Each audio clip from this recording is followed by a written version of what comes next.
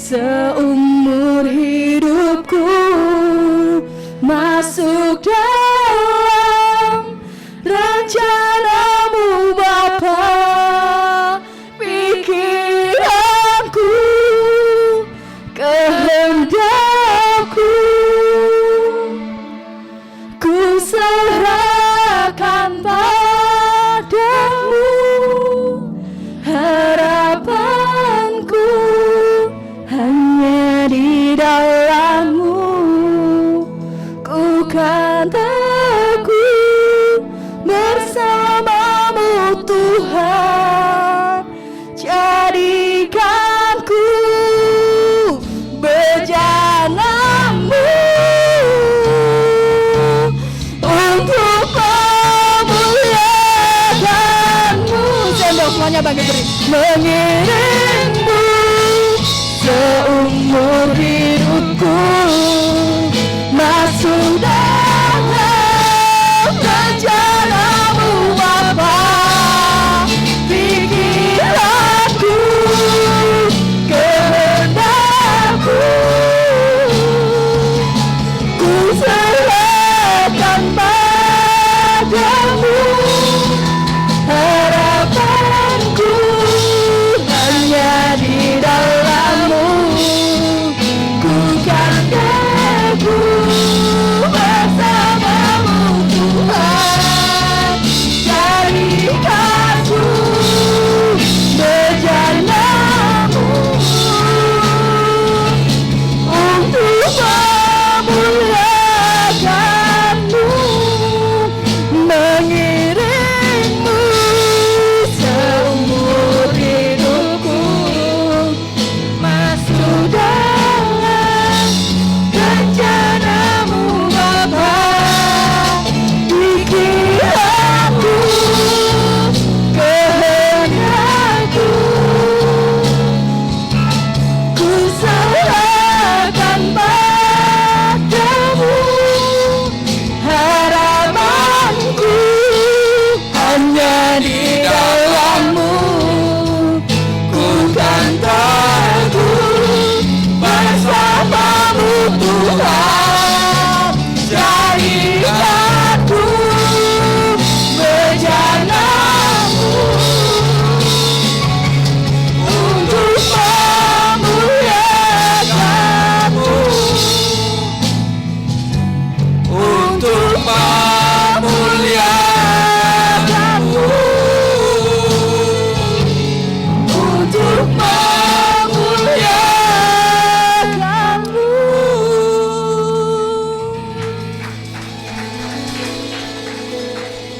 Ketika kami naikkan pujian ini Tuhan, biarlah ini sebagai doa di dalam hidup kami. Seumur hidup kami mau mengiring Tuhan. Kami mau menyenangkan hati Tuhan. Seumur hidup kami hanya untuk memuliakan nama Tuhan. Biarlah Tuhan siang hari ini, anak-anak muda di tempat ini termasuk hamba-Mu. Biar Engkau sendiri yang sedang berbicara, Engkau sendiri yang menjelaskan kebenaran firman-Mu. Tuhan, urapi hamba-Mu, urapi Tuhan. Baik yang melayani, baik yang dilayani, dengan urapan yang sama Tuhan mengurapi setiap kami. Agar kami boleh mengerti kebenaran firman Tuhan. Hidup kami diubahkan ketika kami mengerti firman Tuhan. Ketika hidup kami diubahkan, orang lain melihat Yesus dalam hidup kami. Mereka juga dimudahkan untuk menuju kepada surga. Terima kasih Tuhan, terima kasih Tuhan. Roh Kudus, Engkau yang bekerja dalam hidup kami. Mari kita yang siap dengar kebenaran firman Tuhan, kita berkata sama-sama. Amin. Tuhan Yesus memberkati. Shalom. Luar biasa anak-anak muda. Matius 5 ayat yang ke-13 sampai yang ke-16. Sebuah cerita atau sebuah khotbah Yesus di atas bukit yang sangat terkenal. Saya percaya kita semua pasti sudah pernah dengar. Garam dunia dan terang dunia. Sudah ketemu? Matius 5, 13 sampai 16. Yang mau dibuka di HP-nya boleh, yang di sini udah ada. Kalau di judul perikopnya garam dunia dan terang dunia. 3 ayat ini kita baca sama-sama ya. Bersama-sama ya kita baca yuk. 1, 2, 3. Kamu adalah garam dunia. Jika garam itu menjadi tawar, dengan apakah ia diasinkan? Tidak ada lagi gunanya selain dibuang dan diinjak orang. 14. Kamu adalah terang dunia. Kota yang terletak di atas gunung tidak mungkin tersembunyi. Lagi pula orang tidak menyalakan pelita lalu meletakkannya di bawah gantang, melainkan di atas kaki dian sehingga menerangi semua orang di dalam rumah itu. 16. Demikianlah hendaknya terangmu bercahaya di depan orang, supaya mereka itu melihat perbuatanmu yang baik dan memuliakan Bapamu yang di sorga. Amin. Saya percaya kita semua pasti minimal satu kali kita sudah pernah dengar cerita ini, atau kita mungkin pernah baca. Tapi kalau kita sama-sama belajar hari ini bahwa ayat 13 ini khotbah Tuhan Yesus di atas bukit. Zaman dahulu ketika Alkitab ditulis belum dikanonisasi, tidak ada pemisahan perikopnya. Tapi lembaga Alkitab yang membuat perikop ini jadi terpisah. Ada ayatnya 13, 14, 15. Tapi kalau ini kita baca keseluruhan, ini adalah khotbah daripada Tuhan Yesus yang berseri dari atas sampai di bawah. Jadi demikian pentingnya firman Tuhan yang kita baca ini. Kalau kita baca di HP atau di tab, ini adalah merah semua tulisannya. Kalau mungkin di buku kan enggak, tapi kalau di kata lain berarti ini adalah perkataan Tuhan Yesus sendiri. Ayat 13 begini. Jadi Tuhan Yesus lagi khotbah. Sementara Tuhan Yesus lagi khotbah, dia ngomong begini. Kamu, dia menunjuk kepada mungkin yang mendengarkan, setiap kita di tempat ini, kamu adalah garam dunia. Bukan kamu hendaknya menjadi garam dunia. Bukan kamu lebih baik menjadi garam dunia. Tidak, bukan sebuah pilihan, bukan sebuah anjuran, bukan sebuah himbauan. Tapi satu ketentuan, satu keputusan daripada Tuhan Yesus menunjuk kepada kamu, kita. Sekarang hari ini garam dunia. Suka tidak suka, mau tidak mau, siap tidak siap, kita sudah ditunjuk menjadi garam dunia. Sampai di sini amin enggak? Setuju enggak? Firman Tuhan yang nyatet. Ketika kita sudah disebut sebagai garam dunia, jika garam itu menjadi tawar, dengan apakah ia diasinkan? Tidak ada lagi gunanya selain dibuang dan diinjak orang. Yang ayat 14 ada dua yang Tuhan tunjuk dalam kehidupan kita. Yang kedua ayat 14, kamu adalah terang dunia. Bukan lagi seperti yang pertama, hendaklah jikalau atau kamu menjadi lebih baik, tidak. Kita ditunjuk menjadi dua hal, garam dan terang dunia. Tapi yang kedua ini kalau kita baca sampai di terakhir ada perbedaan. Perbedaannya di mana? Kamu adalah terang dunia, Tuhan memperumpamakan. Kota yang terletak di atas gunung tidak mungkin tersembunyi. Kota itu kalau di atas gunung pasti kelihatan, maksudnya begitu. Yang 15, lagi pula orang itu tidak menyalakan pelita, jadi Tuhan Yesus itu menganalogikan sebuah terang itu dengan pelita. Pelita itu seperti begini ya, ada minyaknya, ada tempat, tapi mungkin saya nggak tahu tempatnya dari zaman itu. Terus ada itu apa? Sumbunya, sumbu, nah dinyalakan ada ini.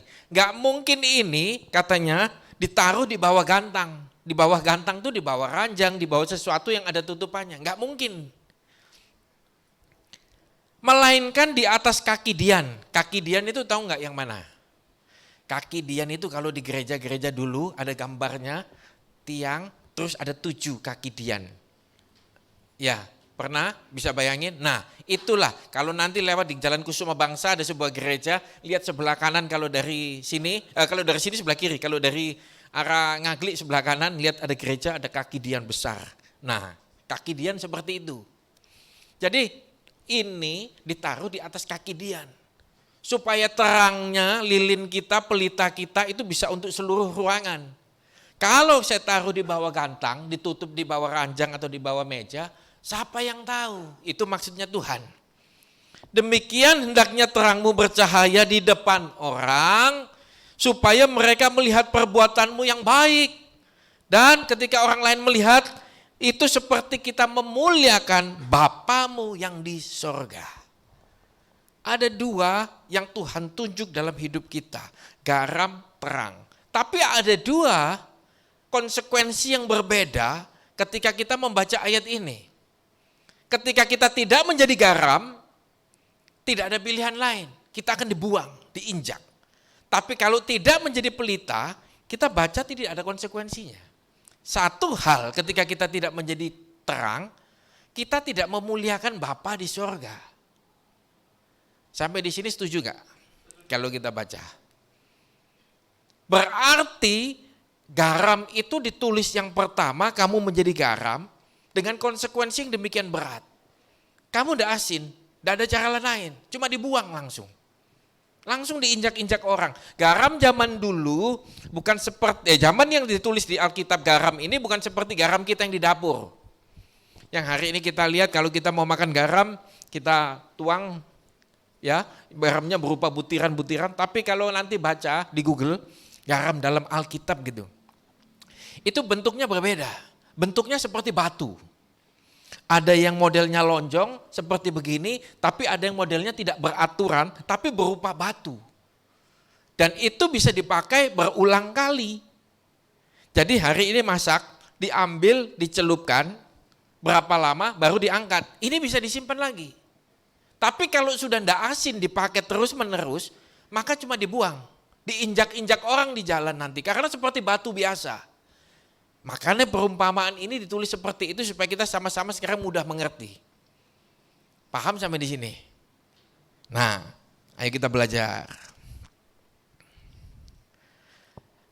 Begitu pentingnya bagi Tuhan sendiri karena dia sedang berkhotbah sendiri di hadapan kita pada waktu menulis ayat ini, demikian kita dituntut sekarang untuk menjadi garam dunia. Bukan lagi garam yang sekedar dipakai untuk masak, tapi judul perikopnya garam dunia. Di mana pentingnya? Garam itu, kalau gitu saya mau jadi garam. Saya juga berdoa dalam diri saya sendiri supaya saya di hadapan Tuhan ditemukan sebagai garam. Garam itu apa? Garam itu halas. Halas itu begini.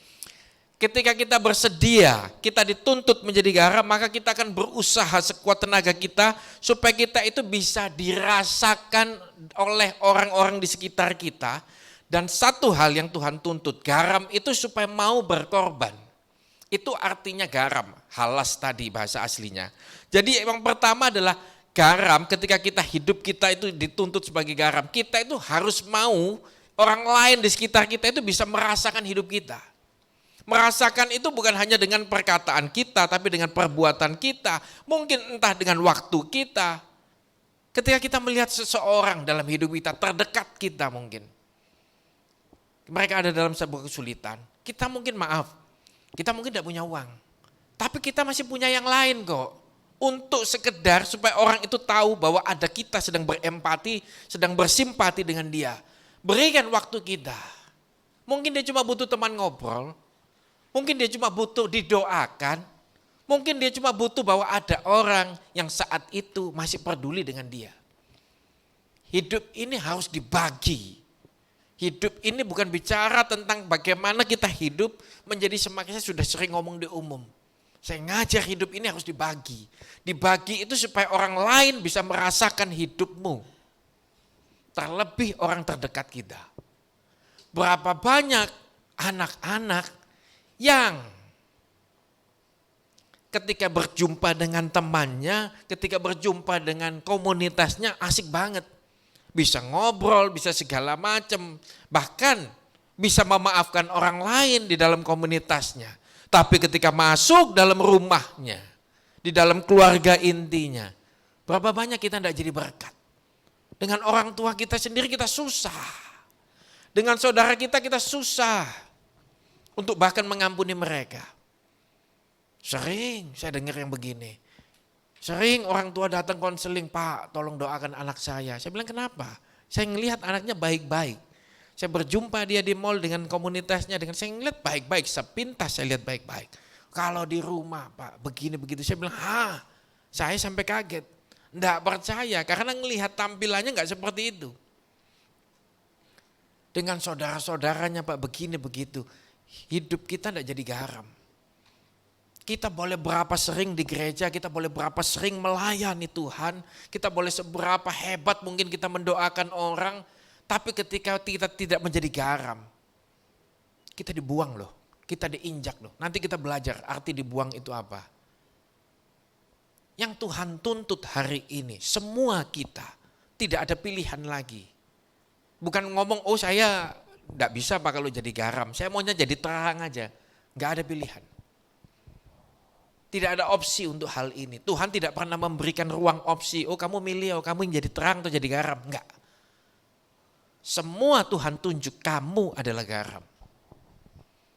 Jadi hari ini tidak ada pilihan lain bagi kita selain memaksa, mendidik diri kita, mendisiplin diri kita supaya kita tahu hari ini bahwa kita garam bagi hidupmu. Supaya orang lain bisa rasakan hidupmu. Saya tidak sedang bicara uang. Karena tidak semua kita diizinkan Tuhan, dipercaya Tuhan. Mungkin kita punya uang banyak. Tapi jika itu memang engkau, silahkan engkau mau bagi. Selain itu harus berguna ya. Tapi kalau memang kita enggak, banyak yang bisa kita bagi. Mungkin kamu sekedar WA, nanya, gimana kabarmu? Mungkin yang sakit, silahkan. Ditanya, sudah sembuh kah? Atau mungkin yang lain, gimana kemarin ujianmu? Gimana kemarin kamu ngelamar kerja, ada kesulitan apa yang bisa dibantu? Hidupmu ada bagi orang lain. Orang lain tidak segan untuk datang kepada kita, mungkin sekedar nanya, mungkin sekedar minta bantuan. Kita bukan hidup eksklusif. Yang orang lain gak bisa mendekat dengan kita pasang garisnya. Kalau kamu mau merugikan minta tolong, oh gak bisa. Tapi kalau kamu menguntungkan, ayo kita berteman. Hidup gak begini di dalam Tuhan. Sampai di sini kita belajar yang pertama. Yang kedua, garam itu dipakai untuk menyuburkan tanah. Saya sendiri juga heran. Garam kok dipakai untuk menyuburkan tanah. Tapi itulah artinya. Dan memang ketika saya baca literaturnya, silakan. Dan ketika saya baca literaturnya, memang zaman dulu garam dipakai untuk menyuburkan tanah. Hidup kita harusnya dimanapun Tuhan tempatkan, baik itu di gereja, baik itu di mana. Ketika orang lain bersentuhan dengan kita, harusnya iman mereka yang mau mati, yang kering, harusnya menjadi subur ketika berjumpa dengan pribadi kita. Bukan ketika orang lain itu yang sudah sekarat imannya mau mati, kumpul dengan kita malah makin menjadi hilang dengan dunia. Enggak. Tapi Tuhan tuntut ketika kita berjumpa dengan orang lain, kita harus jadi penyubur bagi keimanan mereka. Mereka yang sumbunya mulai padam, kita enggak pernah tahu kok kekuatan kita. Iman itu tidak bisa sama setiap tahun, bahkan setiap minggu. Setuju? Belum. Gini, satu kali waktu Nabi Elia yang melawan Imam Babel. Elia. Satu kali waktu dia diperhadapkan Tuhan, mereka itu tidak percaya dengan adanya Tuhan. Nabi Elia ngomong gini aja, kita buat 2 persembahan, korban, kamu buat. Nah, Elia juga buat nanti ya. Nah, mereka buat, siapa yang bisa mendatangkan api dari langit, menyambar korban, itulah yang diterima oleh Tuhan. Wah, mereka menoreh-noreh membuka baju. Bisa bayangin gak Elia pada hari itu? Berhadapan dengan orang-orang yang buas, yang sangar, yang mereka buka bajunya demikian, dengan badannya yang berotot, bukan 1 loh, bukan 2, bukan 10, 400. Dengan senjatanya mereka demikian, Elia hanya 1 orang menghadapi. Itu mereka menari-nari dengan kerasukan, bukan seperti orang normal. Bayangin situasi seperti itu, Elia tenang. Demikian hebatnya di hari itu, demikian powerful imannya. Bahkan ketika korbannya Elia bukan berhenti sampai di sana. Siram air korbannya. Bikin parit di sampingnya penuhi dengan air. Bayangin. Tapi ketika Elia berdoa, api menyambar habis. Dibunuhlah 400 Nabi Baal. Selisih hanya 1 hari. Besoknya dia diancam oleh seorang wanita, Isabel.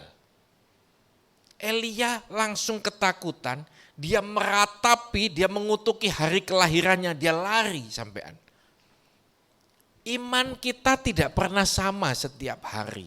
Maka dari itu perlu komunitas yang menjadi garam dalam hidup kita.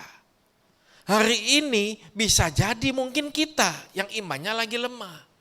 Iman kita hari Minggu yang dicas, yang ketika kita dengar firman Tuhan kita bisa menaik. Senin nanti bukan tidak mungkin kita akan turun.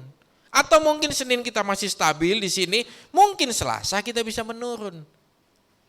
Maka dari itu komunitas ini penting.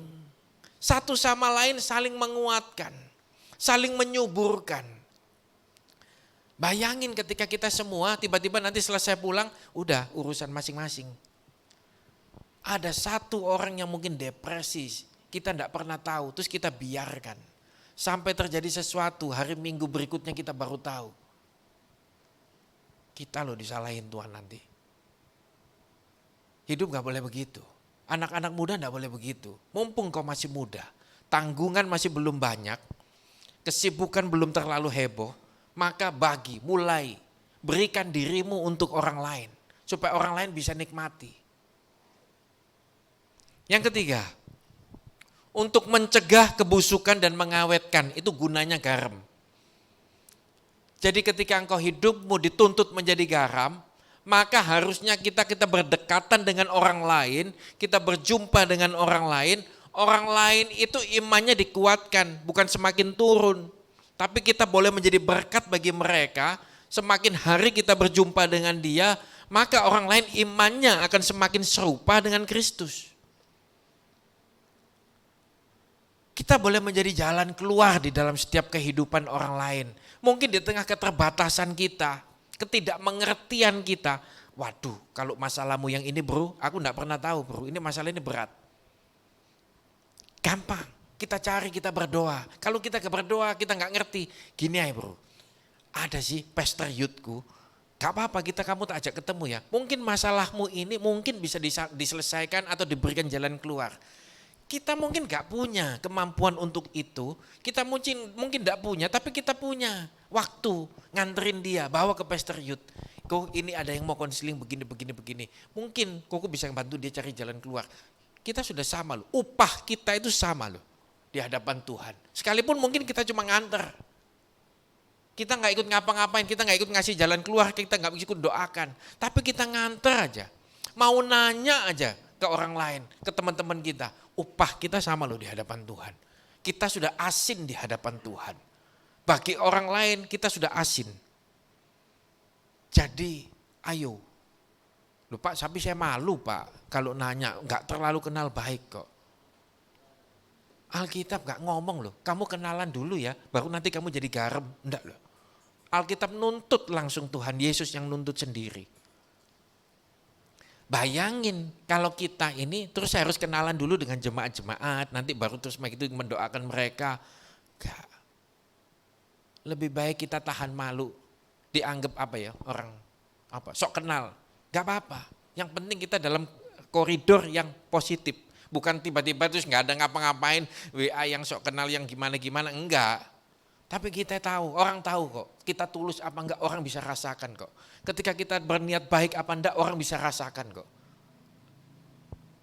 Yang saya ngomong siang hari ini adalah ayo. Gak boleh lagi kita enggak pernah kenal satu yang lain. Kalau kalian bikin grup, bikinlah grup youth. Di situ kalian bisa ngomong hari ini atau mungkin kita sendiri. Tolong doakan aku ya, aku hari ini mau apa? Punya masalah apa kita? Mau ketemu ngelamar kerjaan atau mungkin kita harus ketemu ini, kita punya kerjaan ini, tolong bantu doa. Cukup, orang lain juga akan bantu doa kok.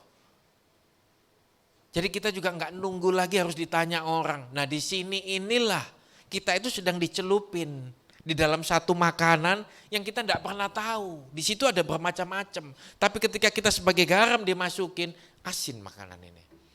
Di dalam komunitas ini banyak. Kita tidak pernah tahu, tapi harus ada mau yang berkorban jadi garam.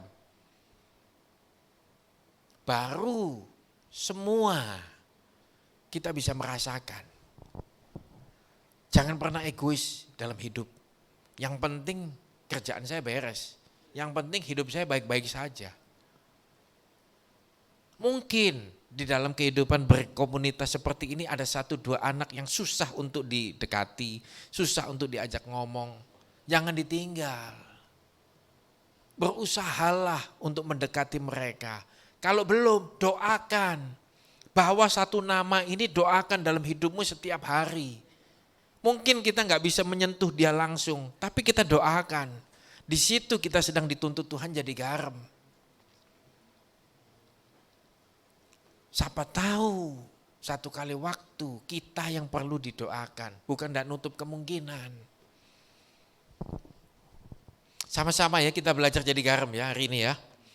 Yang keempat adalah untuk ketika hidup kita dituntut jadi garam, itu kita dituntut untuk memamerkan, mempertontonkan di dalam setiap kehidupan kita itu kebijaksanaan dan kasih kepada orang lain. Jadi tidak boleh anak Tuhan, anak youth, atau kita yang disebut sebagai orang yang percaya kepada Tuhan, hidup kita sembrono. Kita dituntut untuk setiap hari mempertontonkan orang lain itu boleh melihat hidup kita dan mereka melihat bahwa kita ini sedang menghidupi kebijaksanaan dan kasih dalam hidup ini. Hidup kita dikenal ketika kita datang, ketika kita lewat, orang mengenal kita bahwa kita itu orang yang punya kasih. Kita adalah orang yang bijaksana, bukan orang yang sembrono dalam hidup ini, bukan orang yang ceroboh di dalam hidup ini. Hidup ini diisi dengan penuh kebijaksanaan daripada Tuhan. Anak muda hari ini dibangkitkan Tuhan. Kalau kita boleh lihat kota Surabaya hari ini setelah pandemi, semua gereja diisi oleh anak muda. Coba cek nanti. Pendeta, bukan saya ngomong pendeta yang tua bagaimana, enggak. Tapi hari ini anak muda ini dibangkitkan Tuhan. Sesuatu yang dulu kita tidak pernah lihat, hari ini fenomenanya begini. Yang muda-muda diangkat Tuhan, yang muda-muda dipakai Tuhan. Tapi tidak semua orang akan bisa begitu kalau engkau tidak pernah mengisi hidupmu dengan kebijaksanaan daripada Tuhan. Kita harus belajar mendekatkan diri, belajar bergumul dengan firman Tuhan. Di situ nanti ada waktunya Tuhan akan isi kita dengan kebijaksanaan. Perenungan kita akan firman Tuhan yang kemarin ketika kita belajar berbuah, maka akan menghasilkan satu kebijaksanaan daripada Tuhan. Bijaksana tidak bisa didapat di sekolah kita. Sekolah hanya mengajarkan tentang bagaimana kita menjadi pintar. Sekolah hanya mengajarkan bagaimana kita melakukan dari A ke B, selesai. Tujuannya cara langkah-langkahnya begini, sekolah diajarin begitu. Tapi untuk menjadi bijaksana, tidak ada lain. Kita duduk di bawah kaki Tuhan, kita bergumul dengan firman Tuhan, merenungkan firman Tuhan itu sampai kedalaman. Baru nanti hikmat daripada Tuhan itu akan membual-bual. Ketika engkau dipenuhi dengan hikmat Tuhan, langkahmu menjadi bijaksana. Hidupmu bisa dipakai Tuhan. Engkau menjadi siap dipakai oleh Tuhan ketika hidupmu dipenuhi kebijaksanaan daripada Tuhan. Karena anak muda tidak akan pernah bisa dipakai Tuhan ketika yang memimpin, mendrive hidupnya adalah emosinya. Berapa banyak anak muda selalu dipengaruhi dengan emosi, ngambil keputusan dengan emosi, memutuskan segala sesuatu dengan emosi, memilih segala sesuatu dengan emosi, hancur hidup. Sekali salah dalam kehidupan ini, maka akan pilihan berikutnya akan salah. Tapi ketika engkau mulai dari sejak masa muda, kita penuh dengan kebijaksanaan daripada Tuhan, maka pilihan hidup kita, langkah kita, maka akan disertai dengan Tuhan. Orang yang begini, anak yang begini, maka kita akan melihat firman Tuhan digenapi dalam hidupnya, semakin hari dia akan semakin naik. Amin enggak? Gak ada yang amin sih. Ini rahasia daripada anak muda ketika kita mau disebut sebagai orang yang berhasil. Bayar harganya. Cari Tuhan. Bergumul dengan firman-Nya. Mungkin kita sekedar baca, harus direnungkan. Kita mau baca, saya percaya kita semua baca kok.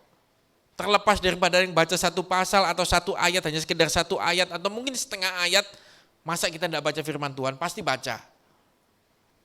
Tapi sedikit orang yang mau merenungkan firman Tuhan.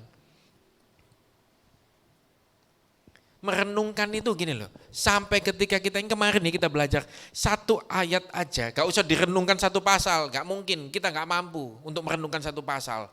Satu ayat itu mungkin bisa 1 hari, bisa 2 hari, bisa 1 minggu. Cuma satu ayat, tapi di situ tiba-tiba kita punya satu pemahaman, satu cara pandang yang baru dengan ayat ini sampai kita ngerti, jadi rema. Karena kalau tidak digali sendiri, kalau tidak direnungkan sendiri hanya dari kata orang, kita akan tidak bisa nangkep sampai sepanjang umur hidup kita. Kita hanya dengar mungkin hari Minggu, Senin, Selasa, Rabu, 1 minggu kemudian hilang. Karena bukan kita yang gali firman itu. Nangkep ya?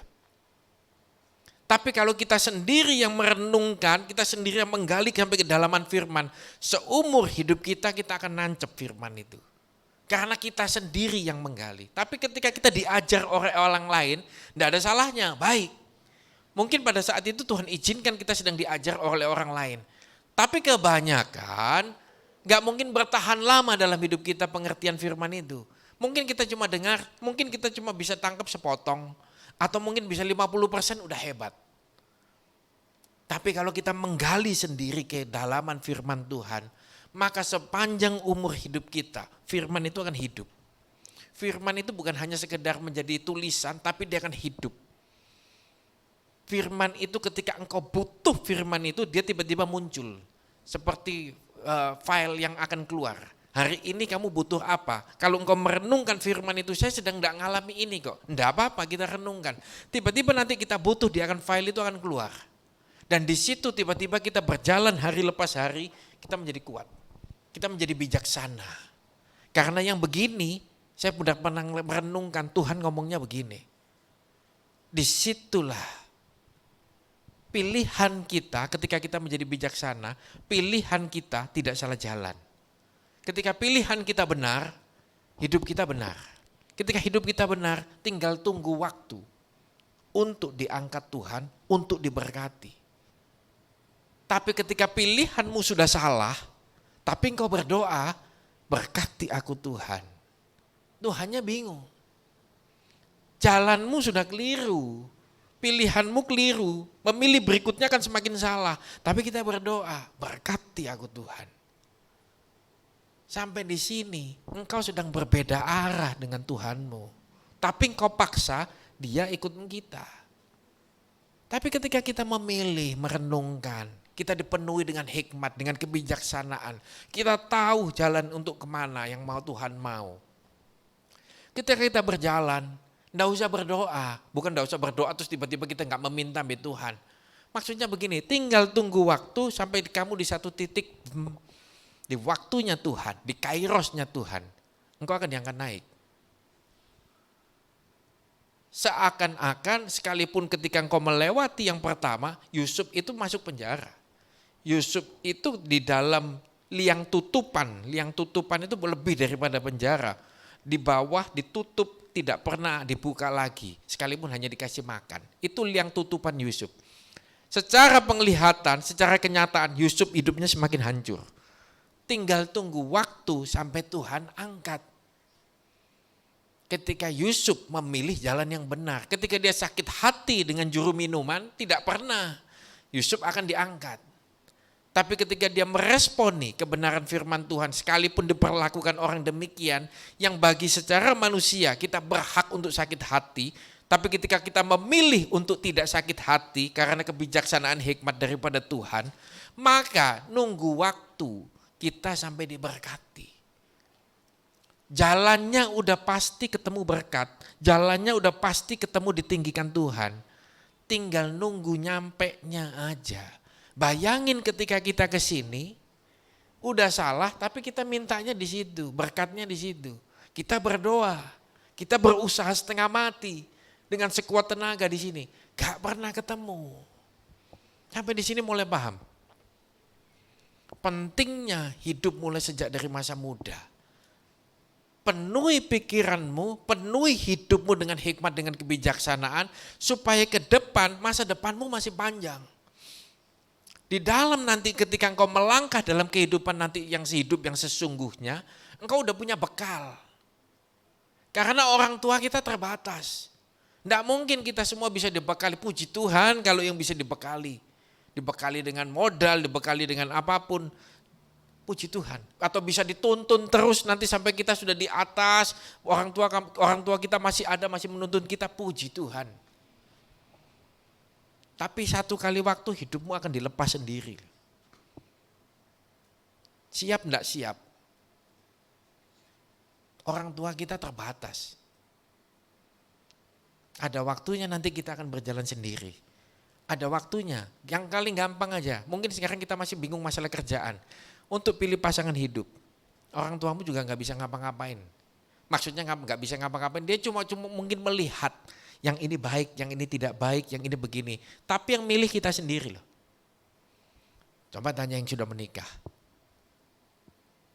Sekali salah memilih seumur hidupmu, kau akan masuk neraka dunia. Padahal Tuhan itu merancangkan, dengar baik yang perempuan ya. Hari ini yang mau pacaran atau segala macam, dengar baik. Jangan salah pilih. Sekali engkau salah pilih, neraka itu ada dua. Yang nanti di sana ada, tapi engkau sudah cicipi dulu yang nanti ada di dunia. Tapi ketika engkau tepat memilih orang yang tepat, suami yang tepat, surga juga ada dua. Satu surga yang nanti kita akan dapat, satu engkau sudah merasakan surga dunia. Karena Tuhan itu ngomong gini loh, di surga itu nanti orang akan belajar. Dia mengajar di kitab Kejadian. Allah itu ngomong gini loh, ajarkan kitab Taurat itu seperti ketika engkau duduk, engkau berjalan, engkau tidur. Ajarkan kepada anak-anakmu seperti itu. Itulah suasana surgawi sebetulnya. Tapi ketika engkau memilih pasangan yang tepat itu yang sama-sama nanti menuju kepada Tuhan. Nah di situ keluargamu akan seperti itu. Itulah suasana surga dalam rumah tanggamu. Tapi bayangin, kalau engkau kepingin didik anakmu, anak ini harus rohani Pak. Kita harus bawa dia menjadi dekat Tuhan, kasih firman Tuhan. Suamimu ngomong gak usah ke gereja-gerejaan. Bayangin. Ketika kau sedang ngomongin anakmu tentang hal yang baik, tentang hal yang rohani, suamimu gak setuju. Susah. Dengar baik ya, yang sedang pacaran. Yang kedua, jaga hidupmu baik-baik ketika sedang pacaran. Jaga hidupmu baik-baik.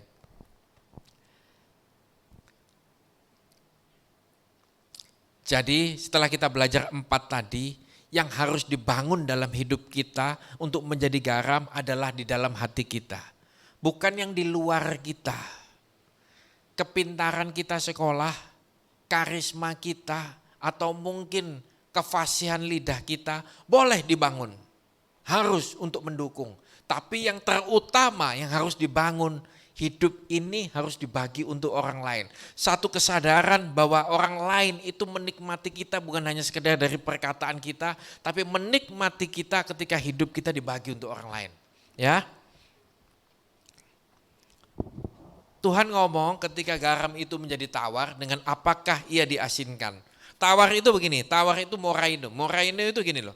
Ketika garam itu menjadi tawar, dia akan dibuang, diinjak orang. Jadi dengan kata lain Tuhan menuntut kita tidak menjadi tawar hidup ini. Tawar itu moraino begini. Kita tidak boleh melakukan kebodohan.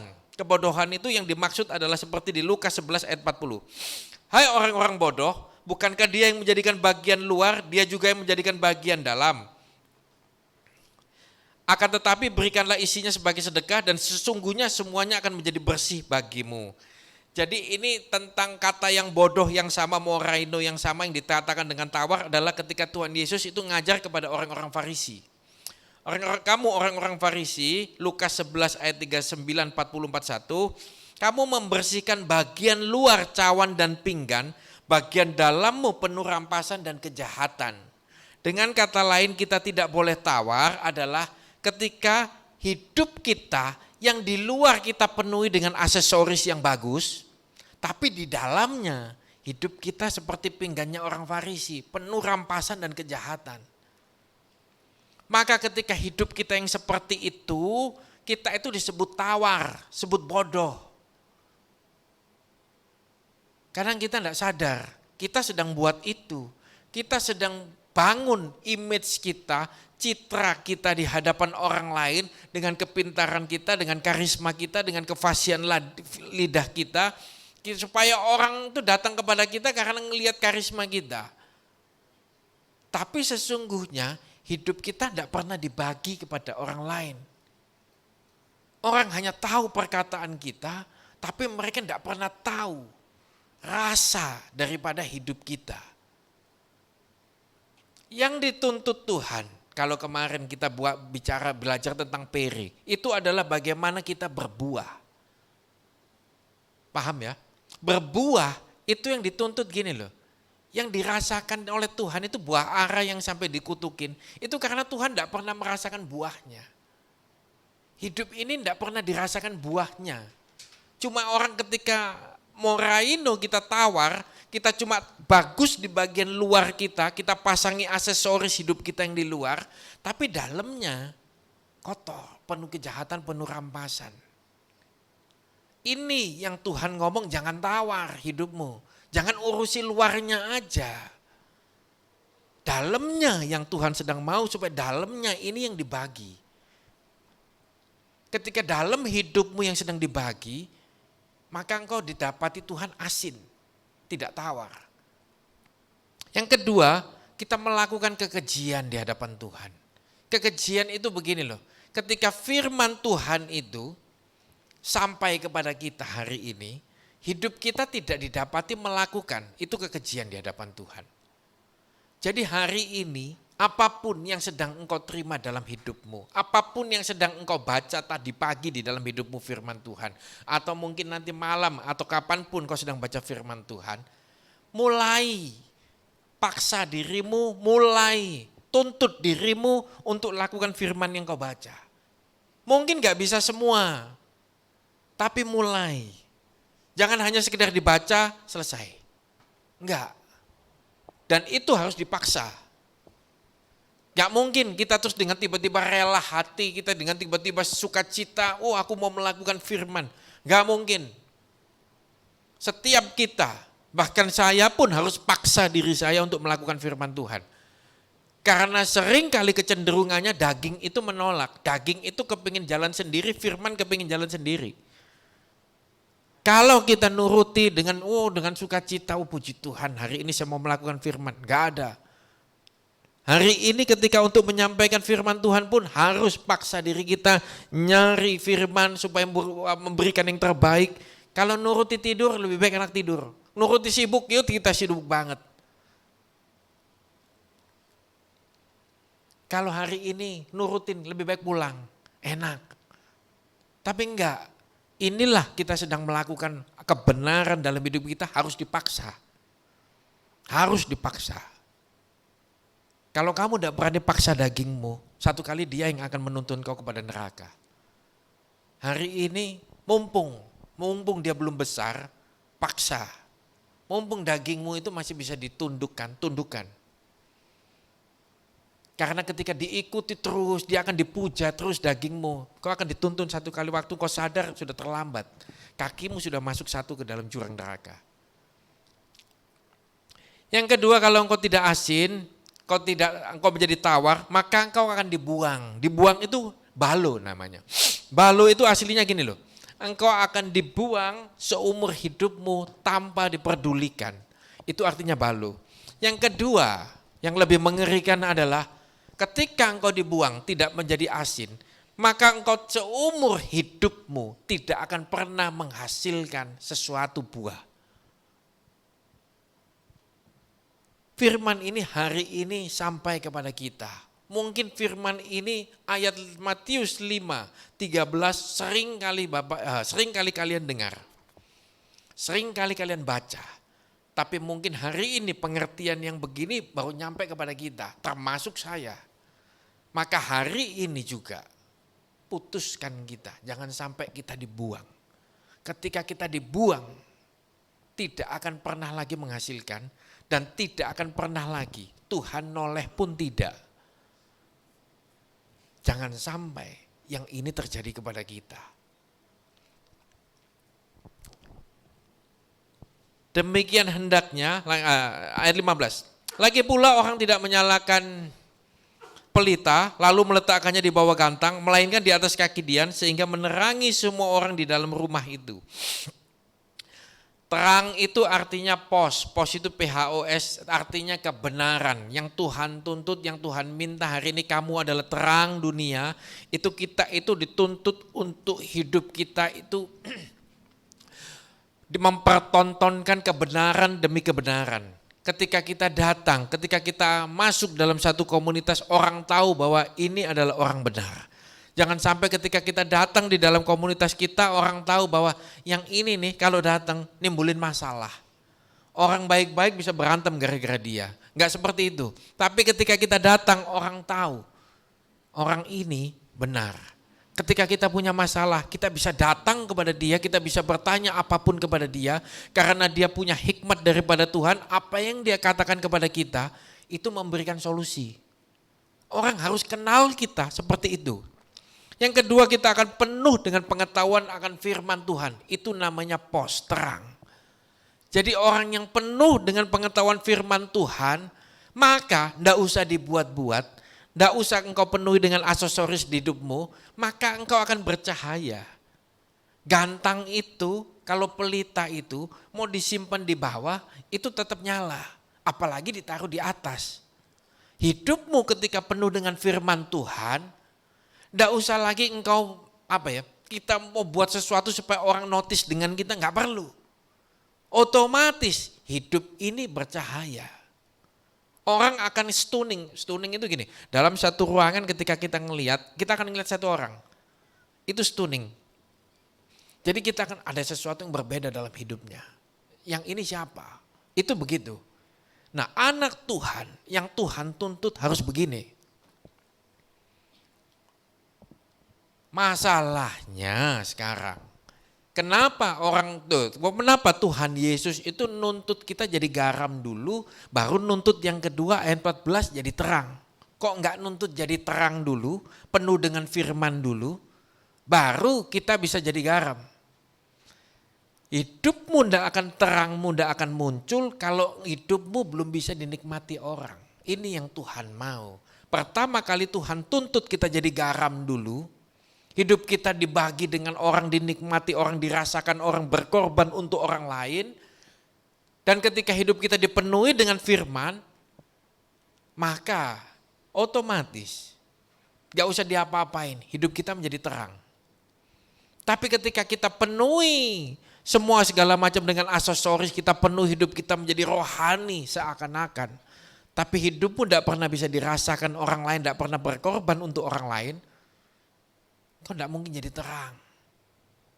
Orang hanya sekedar ngelihat, iya sih dia hebat, keren sih, banget. Tapi percuma. Susah untuk didekati. Susah untuk orang lain datang kepada dia untuk minta pertolongan. Susah dia untuk menjadi berkat bagi orang lain. Dia eksklusif banget. Yang begini percuma. Tuhan mau kita hidup.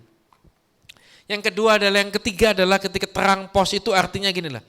Kita punya ketulusan rohani dalam hidup kita. Jadi ketika kita sungguh-sungguh rohani, tanpa ada motivasi apapun, tanpa ada satu tujuan yang lain-lain, maka hidup ini orang bisa merasakan ketulusan kok. Sekalipun kalian anak muda, benar gak? Ketika kalian dekat dengan orang, ngobrol dengan orang, mungkin berteman dengan orang, sekalipun mungkin ketawa-ketawa, tapi kalian tahu gak orang ini tulus apa enggak? Kita bisa merasakan kok. Apalagi mungkin yang cewek karena punya lebih peka, kita tahu kok orang ini sedang tulus atau orang ini sedang gimana enggak. Mulai kita punya tulus, ketika kita tulus kita bisa diterima dimanapun. Siapapun kita berjumpa dengan orang, orang bisa terima kita karena kita tulus.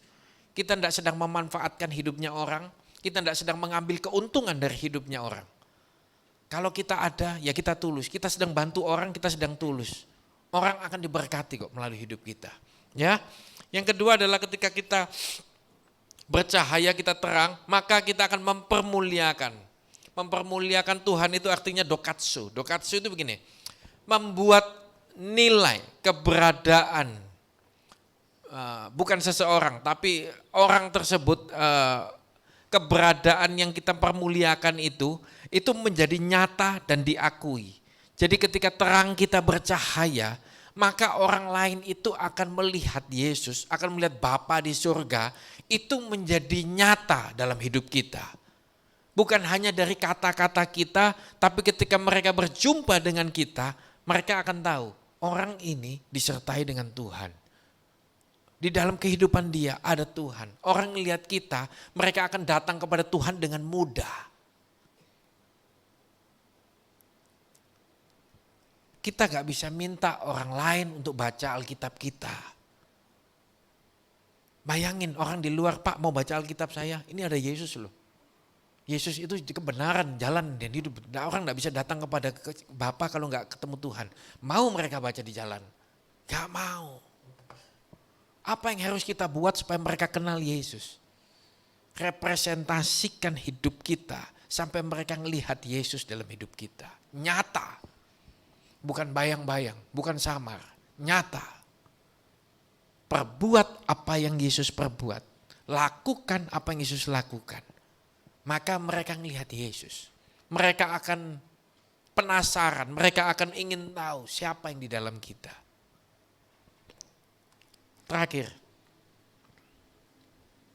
kita buka di Yohanes 1 Yohanes 2 ayat 6. Barang siapa mengatakan bahwa ia ada di dalam dia, ianya kecil, dianya besar, ia kecil, wajib hidup sama seperti Kristus telah hidup.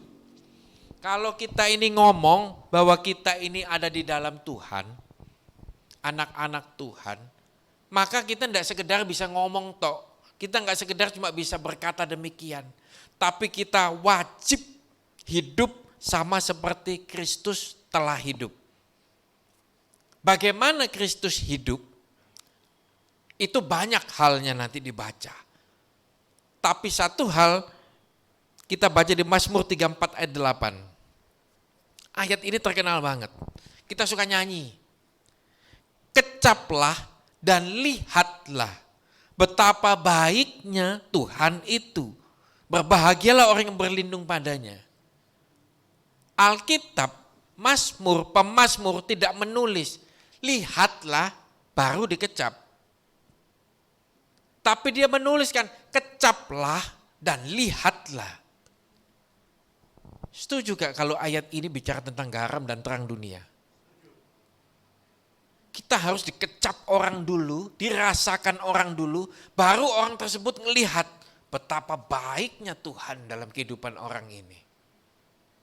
Tapi ketika kita ini kan kebalik, kita suka mempertontonkan supaya orang bisa melihat kita baik, supaya kita mempertontonkan supaya orang melihat bahwa ini loh anak Tuhan, ini loh ada Yesus dalam hidupku. Orang gak ngelihat.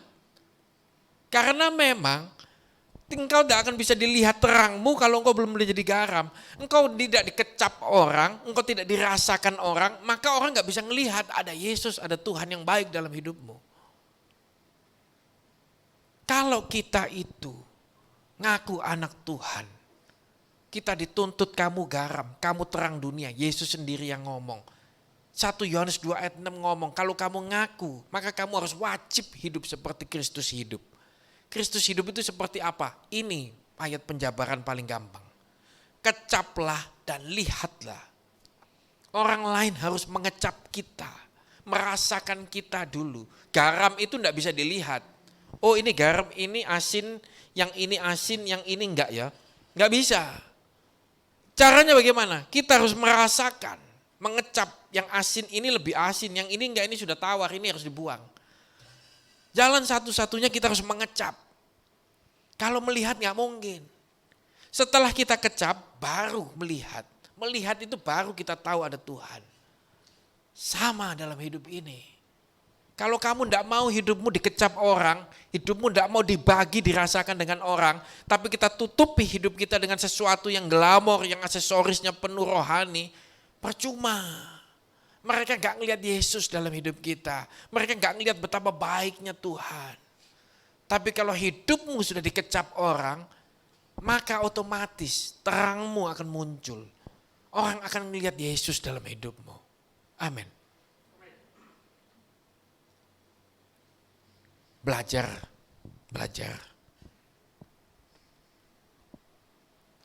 Teladan dalam hidup itu bukan diperoleh dari karisma. Orang yang punya karisma dia akan naik sampai di atas. Bisa naik, bisa. Orang yang punya kemampuan, kepintaran bisa naik, bisa. Orang yang punya fasih lidah bisa naik, bisa sampai di atas. Tapi ingat ketika kita di atas, cuma satu yang bisa mempertahankan kita di atas. Urapan. Urapan ini tidak akan pernah didapat kalau kita bertahan hanya kepada sesuatu yang di luar dari hidup kita. Percayalah, orang yang naik dengan cara yang demikian akan turun dengan cepat. Perhatikan baik sekelilingmu. Kita akan belajar. Orang yang naik dengan 3 hal itu yang di luar daripada yang di dalam, maka dia akan bisa naik, dia akan turun dengan cepat. Dia akan jatuh pada satu kali waktu. Tapi orang yang naik, dia bertahan dengan urapan Tuhan, dia bertahan. Urapan cuma bisa didapat ketika hidupmu dibagi dengan orang. Belajar bijaksana ya, belajar berhikmat mumpung masih muda. Karena akan mendrive hidupmu, akan memimpin hidupmu. Kita tundukkan kepala saya untuk memusik maju ke depan. Yesus Tuhan, makasih.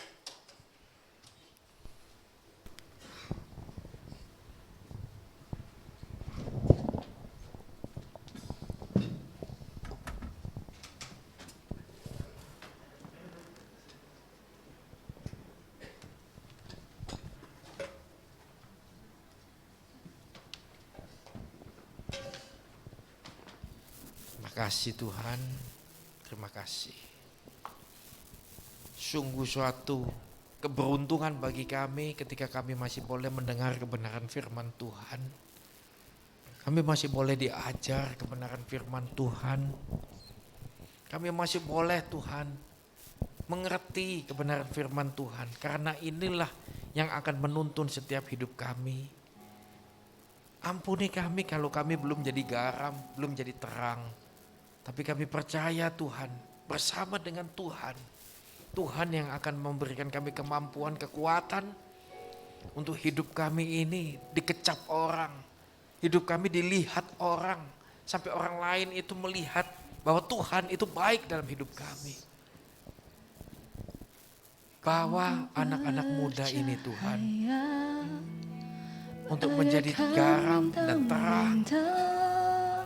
Di tengah kegelapan memancar terang kasih Tuhan. Ku mau bercahaya dalam kemuliaan-Nya, menceritakan kebaikan Tuhan, menceritakan perbuatan Tuhan. Ku rindu hidup selalu bercahaya dalam kemuliaan-Nya. Saya undang bangkit berdiri ya. Ku mau bercahaya bagaikan bintang-bintang di tengah kegelapan, memancar terang kasih Tuhan. Ku mau bercahaya bagaikan bintang-bintang berwarna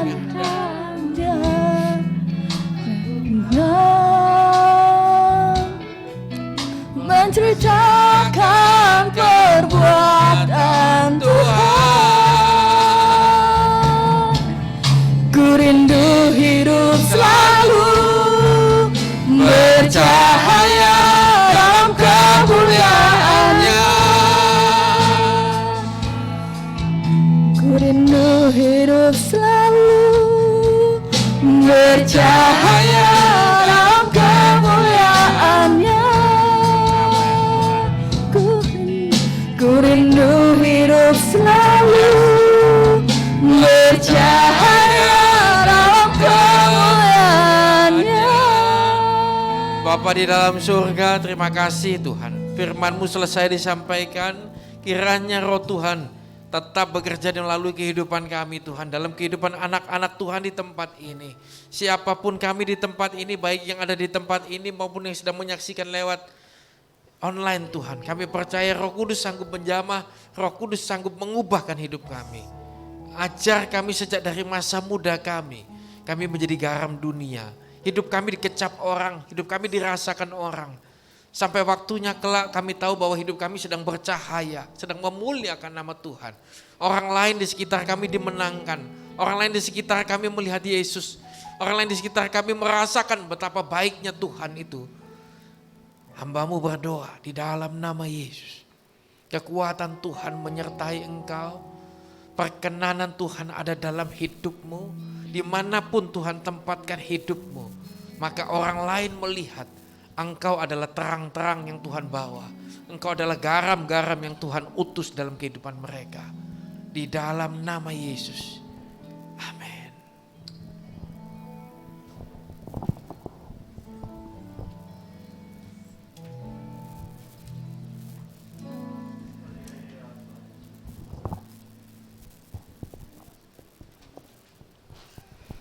Mari kita kembali berdoa.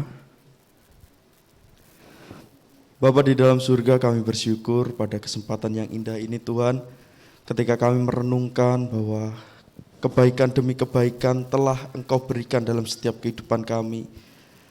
Ajari kami Tuhan untuk tidak egois, untuk tidak menyimpan kebaikan-Mu untuk pribadi kami secara pribadi. Tetapi izinkan untuk kami boleh merendahkan hati kami untuk juga membagikan kepada setiap orang-orang yang hari-hari ini membutuhkan akan kebaikan yang daripada Engkau Tuhan. Biarlah setiap orang boleh melihat kehidupan kami, memancarkan kasih Kristus dalam kehidupan kami. Pakailah setiap kami Tuhan untuk menjadi garam dan terang-Mu Tuhan, karena Engkau sendiri yang mengatakan kamu adalah garam dan terang dunia. Biarlah itu kami imani Tuhan, dan biarlah itu menjadi gaya hidup dalam setiap kehidupan kami. Terpujilah nama-Mu Tuhan, Kau memberkati Bapak Gembala, Bapak Teguh Tuhan. Kiranya Tuhan dalam setiap pelayanannya, dalam setiap kepercayaan yang Tuhan telah berikan dalam setiap kehidupannya, terus Tuhan boleh pimpin, terus Tuhan boleh pakai urapan-Mu nyata dalam setiap kehidupannya Tuhan. Bahkan setiap segala perencanaan-perencanaan yang ada Tuhan, biarlah jadi sesuai dengan kehendak-Mu saja. Terpujilah nama-Mu Tuhan, Kau memberkati setiap kami yang hari ini sudah mendengarkan kebenaran firman-Mu. Biarlah firman-Mu itu boleh bertumbuh dalam setiap kehidupan kami, bahkan kami lakukan di keseharian kami. Di dalam nama Tuhan Yesus Kristus, kalau sebentar lagi kami juga akan memberikan persembahan, biarlah persembahan ini kami berikan dengan penuh ucapan syukur. Haleluya. Amin. Shalom. Shalom. Ya, terima kasih buat Bapak Gembala yang sudah menyampaikan kebenaran firman Tuhan. Pengumuman untuk minggu ini boleh disimak bersama-sama. Doa malam hari Kamis kita akan dilayani oleh Pendeta Doni Tatimu jam 7 malam hingga sampai selesainya, dan juga ibadah raya jam 12 di hari Minggu. Untuk ibadah raya jam 9 sampai jam 11 dilayani oleh Bapak Pendeta Tony Nardi, dan juga ibadah youth seperti sekarang ini di minggu depan akan dilayani oleh Kak Daniel Octavianus. Dan juga yang perlu untuk diperhatikan, info retreat bagi setiap kita, boleh ditampilkan slide-nya. Ya, info retreat bagi setiap kita, tanggal yang sudah ditentukan dan disepakati bersama yaitu di tanggal 16 sampai 17 Agustus 2022. Dan juga kita mengambil satu tema yaitu Pillar of Christ. Pillar of Christ. Dan juga pembicara yang sudah dikonfirmasi yaitu Ibu Pendeta Vera Daniel. Teman-teman tentu sudah mengenalnya. Dan juga bertempatkan di situ tertera lokasi II Center Indonesia. Teman-teman tentu yang pernah saya japri sudah tahu alamat maps-nya dan mungkin sudah lihat foto-fotonya juga. apa-apa aja yang bisa dinikmati di sana. Dan juga yang perlu saya sampaikan yaitu untuk biaya kontribusinya yaitu 250.000. Bila ada teman-teman yang keberatan yang sudah mendaftar, boleh menghubungi saya secara pribadi. Dan juga puji Tuhan hari ini sudah terdaftar 21 teman-teman kita yang sudah pasti akan ikut. Beri tepuk tangan dulu dong. Untuk teman-teman yang masih belum pasti atau masih belum mungkin menyesuaikan jadwal schedule ke depannya, juga boleh dikabari ke saya, ditunggu sampai di akhir bulan Juli ini atau sampai di awal Agustus, sehingga kita bisa bergabung di retreat ini. Dan juga yang tidak kalah pentingnya benefit yang didapatkan, makan minum, snack, kamar, full sesi, dan kaos. Ya, kita akan mendapatkan kaos, dan kaos ini ya kita akan desain sesuai dengan tema kita.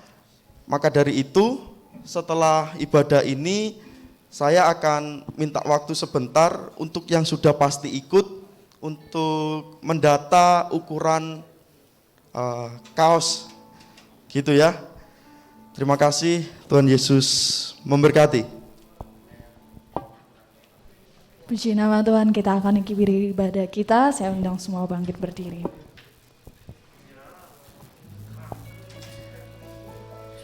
I'll sing to you, Lord, a hymn of love for your faithfulness to me. I'm carried in everlasting